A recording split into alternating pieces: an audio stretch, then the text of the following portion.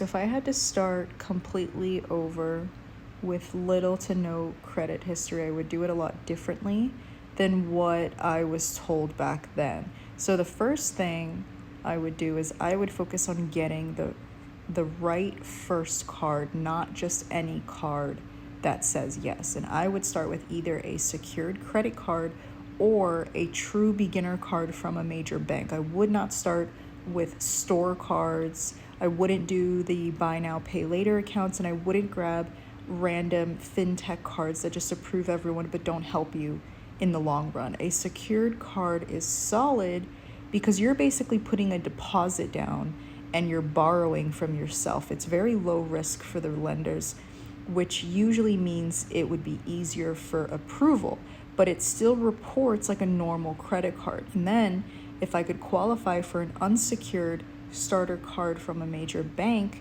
even better. Those age really well and they help your profile later on.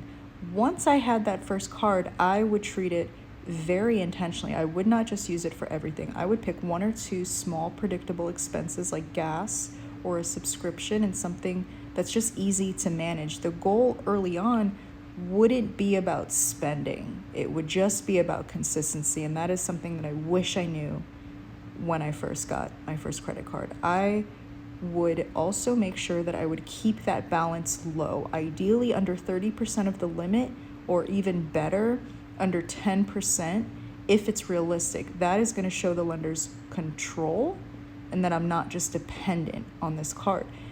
I would also never carry a maxed out balance card just to build credit. That is what keeps people stuck. And then I would just give it time. That is the part that, I didn't know how to do. I would rush that part. I would let that account age for a few months before I even applied for anything else.